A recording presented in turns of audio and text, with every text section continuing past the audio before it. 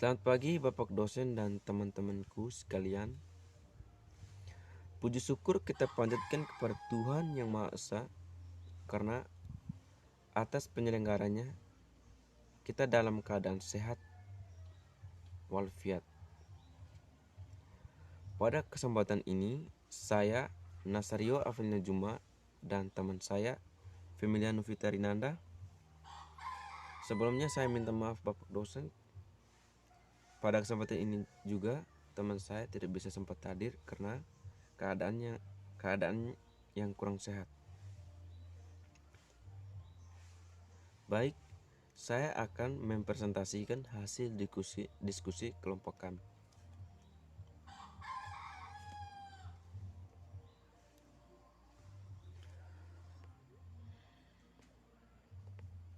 Bab 1, ragam bahasa. Faktor perkembangan masyarakat turut berpengaruh pada timbulnya sejumlah ragam bahasa Indonesia. A. Pengertian ragam bahasa.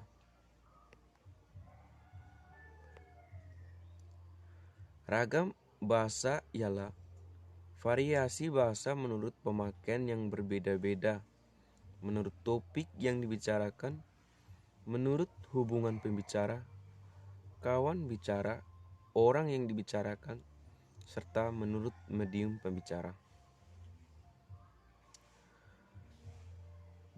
Ragam bahasa menurut media yang digunakan dibagi menjadi dua, yaitu ragam lisan dan ragam tulis.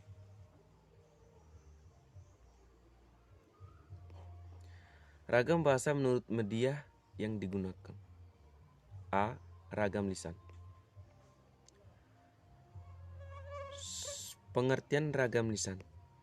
Ragam lisan adalah ragam bahasa yang diungkapkan melalui media lisan, terkait oleh ruang dan waktu, sehingga situasi mengungkapkan dapat membantu pemahaman.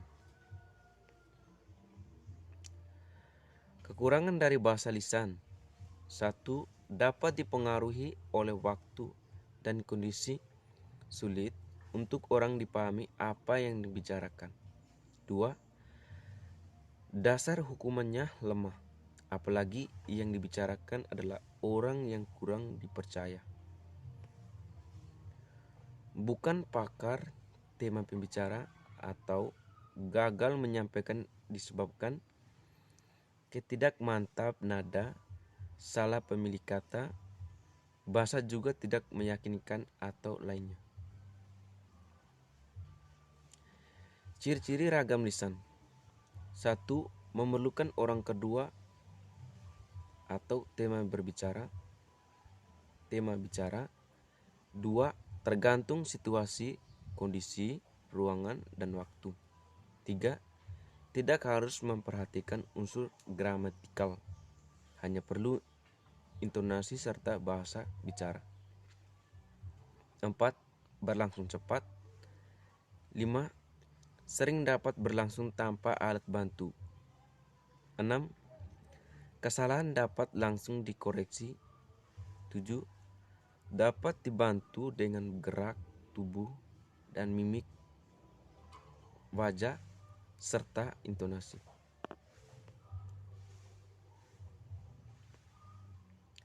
Kelebihan dan kekurangan ragam lisan. Kelebihan dari ragam lisan.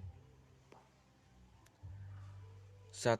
Berlangsung cepat, terlebih jika memiliki lisan adalah orang yang terbiasa berbicara cepat. 2. Sering berlangsung tanpa alat bantu. Ini merupakan keunggulan bahasa lisan yang menjadinya lebih cepat dibandingkan tulisan. 3. Kesalahan dapat langsung diperbaiki dan pendengar tidak perlu menunggu waktu yang lama untuk ralatan pemilik lisan. Bahkan mendengar relatif memiliki kesempatan untuk menegur atau memperbaikinya. 4. Sulit disajikan secara matang dan bersih karena bertabur selipan-selipan yang mengotori seperti anu, apa, atau dan semacamnya. Contoh dari bahasa lisan. Saya sudah baca buku itu.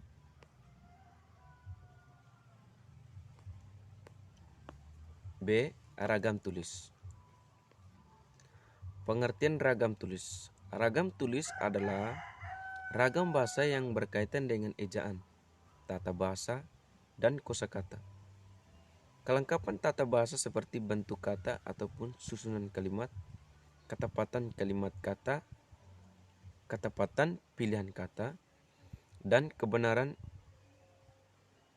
penggunaan ejaan dalam mengungkapkan ide. Ciri-ciri ragam tulis. Tidak memerlukan orang kedua atau teman bicara. 1. 2. Tidak tergantung kondisi, situasi, ruangan, serta waktu. 3. Harus memperhatikan unsur gramatikal. 4. Berlangsung cepat, berlangsung lambat. 5. Selalu memakai alat bantu. 6. Kesalahan tidak dapat langsung dikoreksi. 7. Tidak dapat dibantu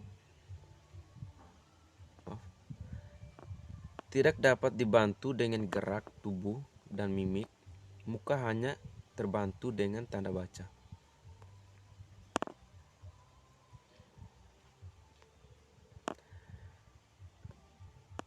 Perbedaan ragam lisan dan ragam tulis. Ragam lisan menghendaki adanya orang kedua atau lawan turut di depan pembicara. Kalau ragam tulis tidak mengharuskan adanya lawan tutur di depan pembicara. Dalam ragam lisan, unsur-unsur fungsi gramatikal seperti subjek, predikal, subjek tidak selalu dinyatakan. Ragam tulis. Dalam ragam tulis, unsur-unsur fungsi gramatikal harus dinyatakan. Ragam lisan sangat terikat pada kondisi, situasi, ruangan, dan waktu. Kalau dalam ragam tulis tidak terikat oleh kondisi, situasi, ruangan, dan waktu. Ragam lisan dipengaruhi oleh tinggi rendahnya dan panjang pendeknya suara. Ragam tulis dilengkapi dengan tanda baca, huruf besar, dan huruf miring.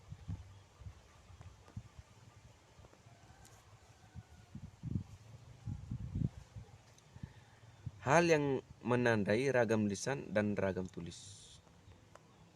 1. Ragam sosial.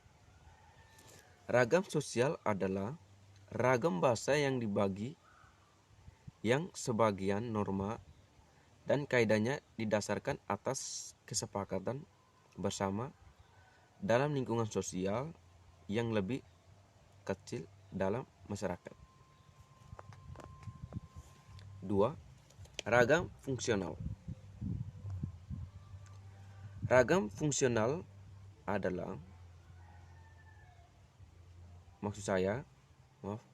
ragam fungsional atau ragam profesional adalah ragam bahasa yang dikaitkan dengan profesi, lembaga, lingkungan kerja, atau kegiatan tertentu.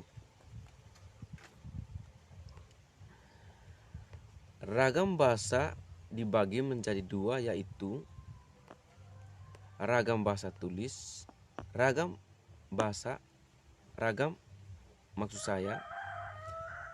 baku tulis, dan ragam baku lisan. Ragam bahasa menurut cara pandang penutur dibagi menjadi 4, yaitu 1. Ragam dialek. Ragam dialek dibagi menjadi 2, yaitu ragam daerah dan logat. 2. Ragam terpelajar dibagi menjadi 3. Maksud saya ragam terpelajar. Ragam terpelajar dibagi menjadi 3, yaitu tafsir, kompleks, dan film. Dan yang ketiga adalah ragam resmi. 4. Ragam tidak resmi. Maksudnya ragam tidak resmi.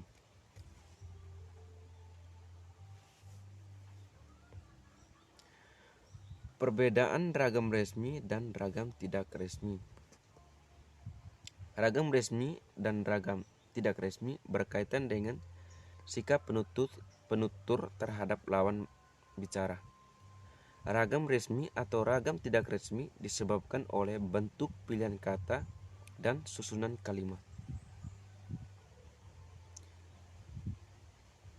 Ragam resmi cenderung memilih kata yang menciptakan suasana serius. Sedangkan ragam tidak resmi cenderung memilih kata yang menciptakan situasi akrab dan santai. Ragam bahasa berdasarkan topik berbicara. 1. Ragam bahasa ilmiah. 2. Hukum. 3. Bisnis. 4. Agama. 5. Sosial. 6. Kedokteran. 7. Sastra. Bahasa yang baik adalah bahasa yang menerapkan kaidah dengan konsisten.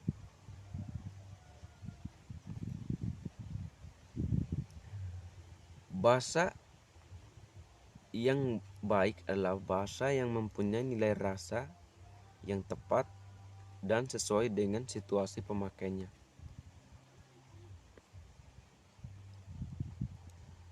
Kita masuk dalam bab 2, yaitu materinya tata tulis atau ejaan. Menurut Kamus Besar Bahasa Indonesia atau KBBI, ejaan adalah kaidah cara menggambarkan bunyi-bunyi kata, kalimat, dan sebagainya dalam tulisan huruf-huruf serta menggunakan tanda baca. KBBI 2008 353 berkaitan dengan itu. Tata tulis meliputi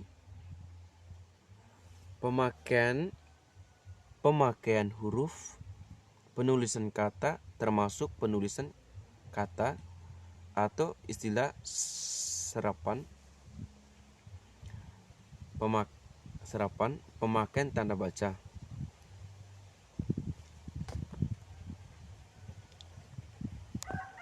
Dua hal yang perlu diperhatikan dalam penggunaan bahasa yaitu bahasa Indonesia yang baik dan bahasa Indonesia yang benar. Bahasa Indonesia yang baik adalah bahasa Indonesia yang menggunakan sesuai dengan situasi komunikasi.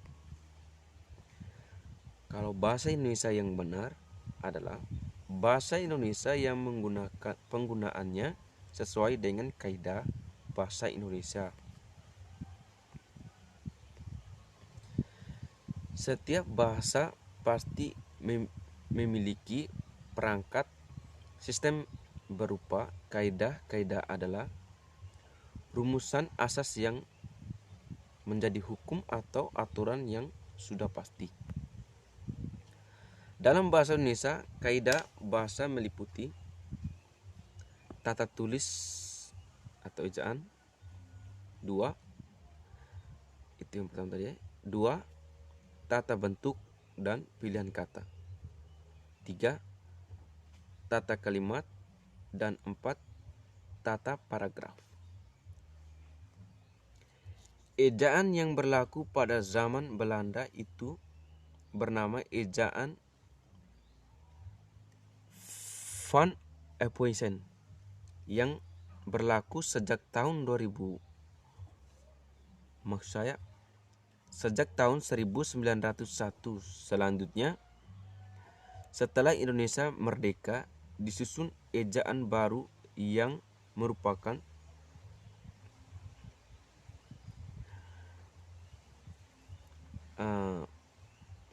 perbaikan ejaan yang Ophuijsen, yakni ejaan Republik dan ejaan Syewandi.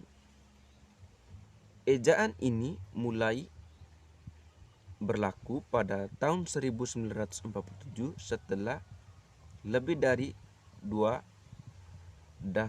dasawarsa ejaan Syewandi berlaku. Diperlukan ejaan yang bahasa yang disempurnakan, maksud saya disempurnakan atau EYD, ejaan Trif resmi diberlakukan oleh Presiden Soeharto berdasarkan SK Presiden nomor 57 tahun 1972.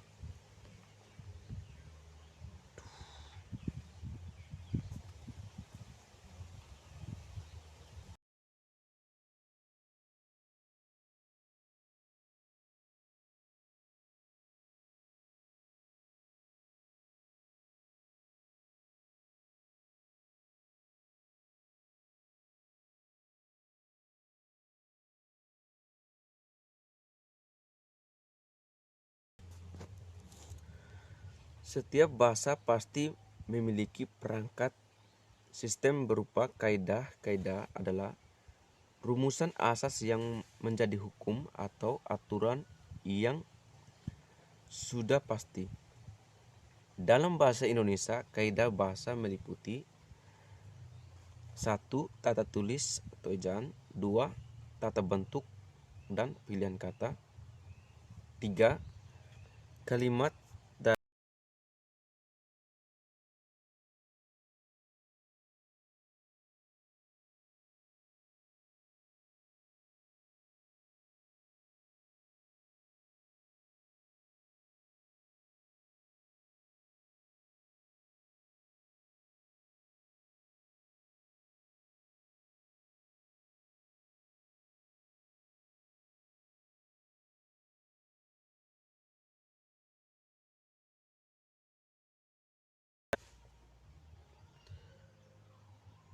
4, tata paragraf. Ejaan yang berlaku pada zaman Belanda itu bernama ejaan Van Ophuijsen yang berlaku sejak tahun 1901. Selanjutnya, setelah Indonesia merdeka, ini maksud saya ini materi sudah lewat ya. Kita lanjut.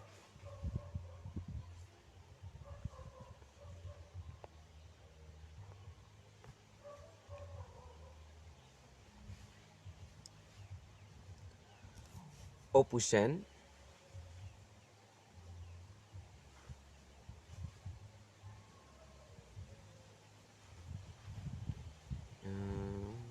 maksud saya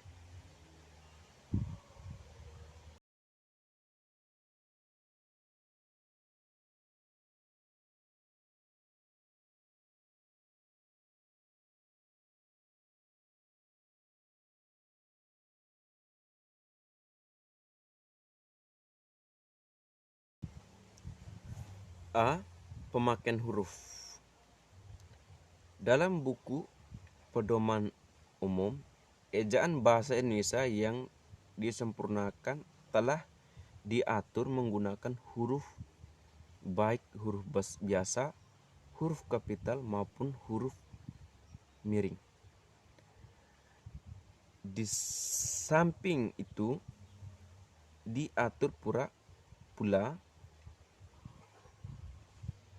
pemenggalan kata yang tidak dapat dilepaskan dengan penggunaan huruf. Huruf dalam bahasa Indonesia terdiri atas dua, yakni huruf konsonan ada 26 huruf dan huruf vokal ada 5 huruf. Konsumen yaitu KH, NG, NY, dan SY. Pengucapan huruf harus sesuai dengan nama huruf tersebut. Misalnya huruf C sering disebut SE daripada C. Huruf G seharusnya disebut KI bukan Q. Maksud saya, huruf Q seharusnya disebut Q bukan Q. Ada pula kesalahan penyebutan singkatan AC dan BC. Kebanyakan orang yang membaca singkatan itu dengan AC dan WCC. Dan maksud saya dan WC yang seharusnya dibaca AC dan WC. Begitu pula dengan hubungan huruf dalam bahasa Indonesia yang masih banyak ditemukan kesalahan penggunaannya. Seperti kata-kata berikut ini yang tergolong baku dan tidak baku. Tidak baku itu seperti bakti atau sosial. 2. Batin.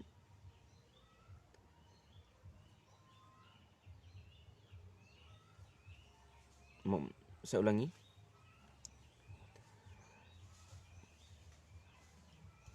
Contoh dari kata-kata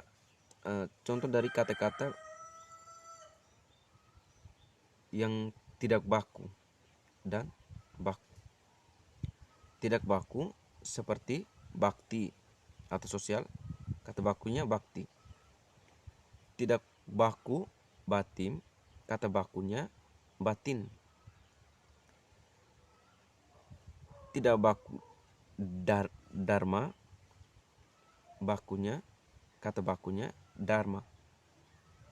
Kata tidak baku Ramadan, kata bakunya Ramadan. Kata tidak baku hadits, kata bakunya hadis. Kata tidak bakunya azan, kata bakunya azan.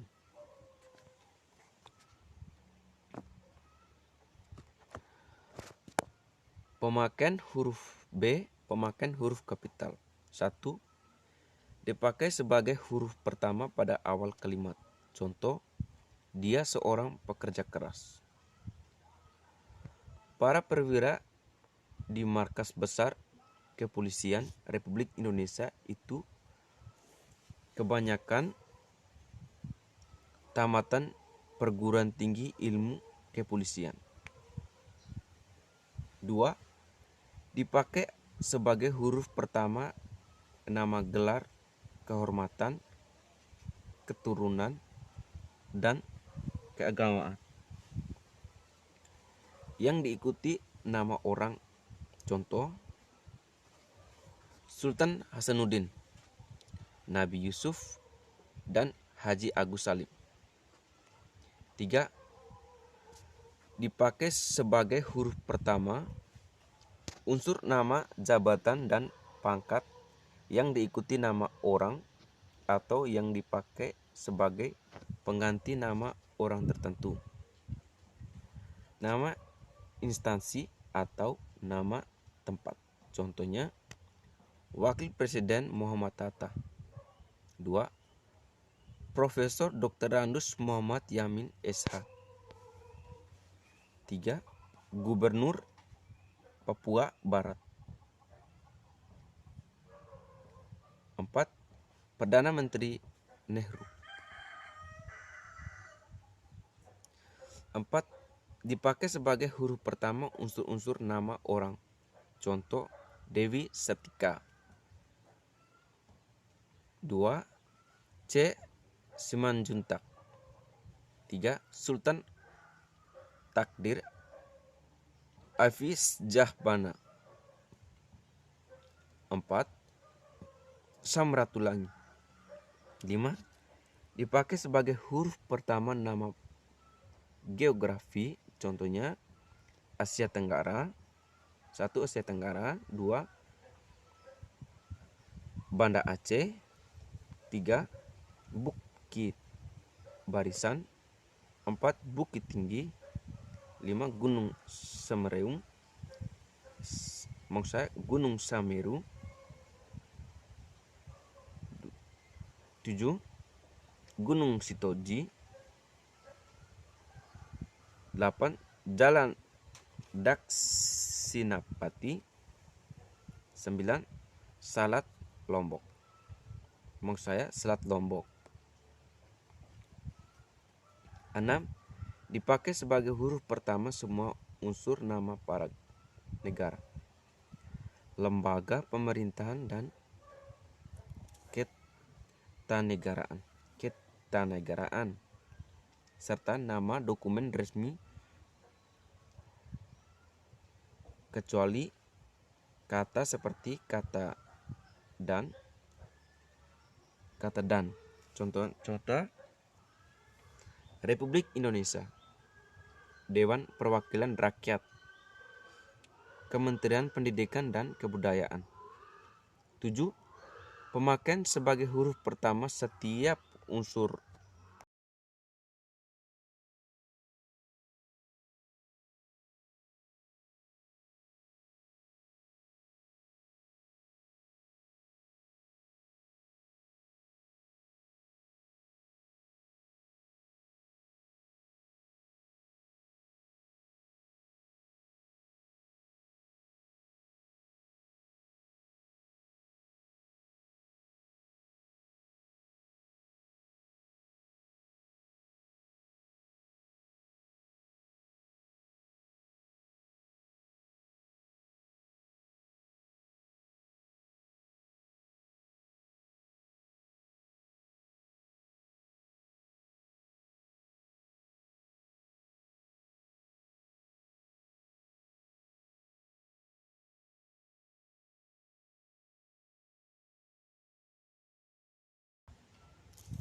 Tujuh, dipakai sebagai huruf pertama setiap unsur bentuk ulang yang terdapat pada nama badan, lembaga pemerintah dan ketenegaraan, serta dokumen resmi. Contoh, Perserikatan Bangsa-Bangsa, Undang-Undang Dasar Republik Indonesia. 8. Dipakai sebagai huruf pertama unsur singkatan nama gelar, pangkat, dan sapaan. Contoh, DR, Doktor, MA, Master of Arts, SH, Sarjana Hukum, Kolonel Ria. C. Penulisan huruf miring. Huruf miring dipakai untuk penulisan judul buku, nama majalah, atau nama surat kabar yang dikutip dalam tulisan, termasuk dalam daftar pustaka. 2. Huruf miring dapat dipakai untuk penegaskan atau mengkhususkan huruf, bagian kata atau kelompok kata dalam kalimat. 3. Huruf miring dipakai untuk menuliskan kata atau ungkapan dalam bahasa daerah atau bahasa asing. D. Penulisan gabungan kata. 1. Gabungan kata ditulis serangkai jika mendapat awalan dan akhiran sekaligus. Contoh, dipertanggungjawabkan. 2. Mendatangan maksud saya. 2. Gabungan kata ditulis terpisah jika tidak berimbuhan atau hanya mendapat imbuhan awalan atau akhiran. Contohnya, bertanda tangan dan tanda tangan. 3. Gabungan kata ditulis serangkai jika salah satu unsurnya berupa unsur terikat. Contoh, pasca panen, subbagai, antai kota,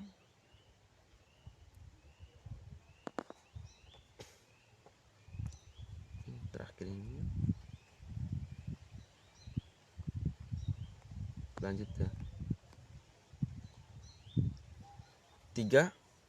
Gabungan kata ditulis serangkai jika salah satu unsurnya berupa unsur terikat.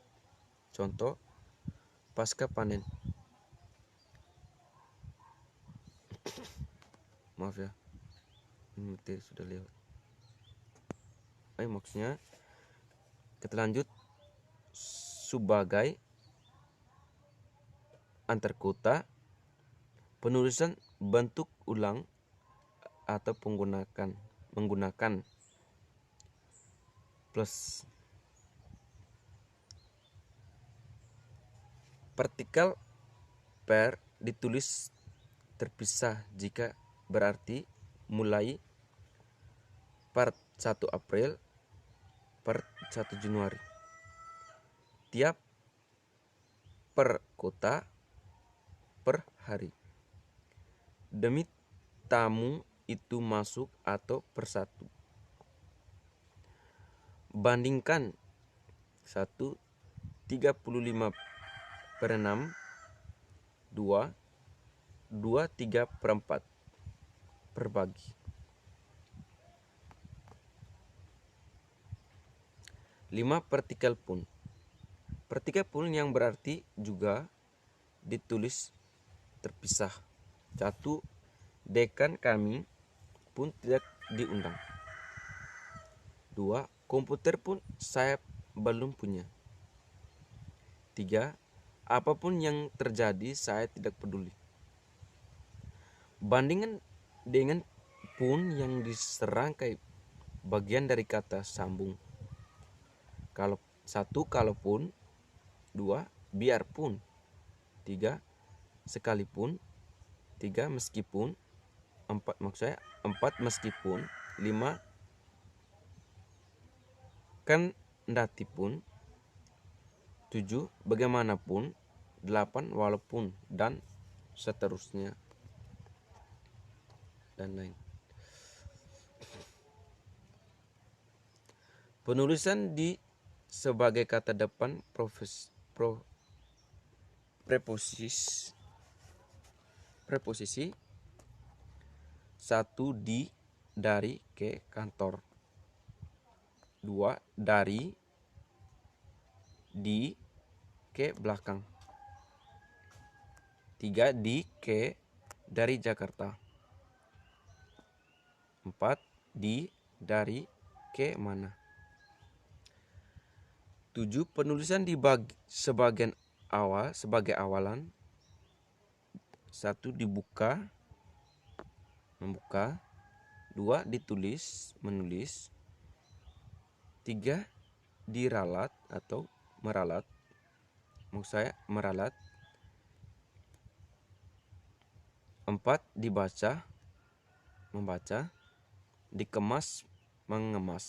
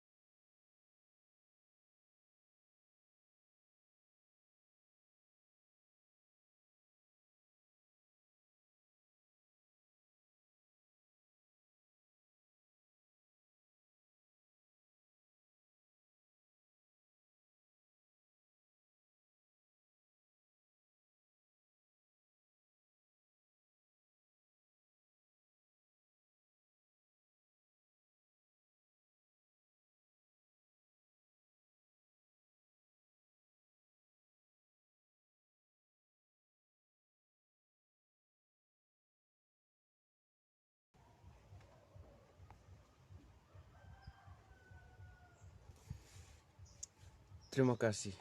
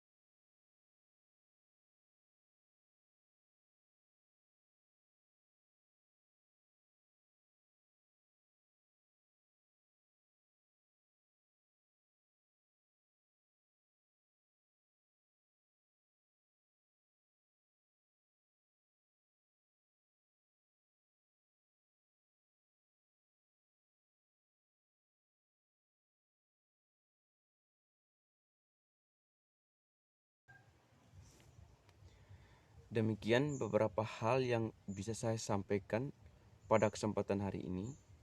Saya mohon maaf yang sebesar-besarnya apabila ada tutur kata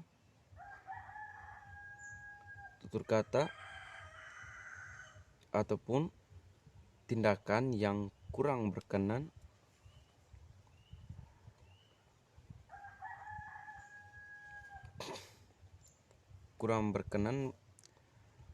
bagi Bapak dosen dan teman-teman sekalian. Dengan ini presentasi hari ini saya tutup. Terima kasih, selamat pagi.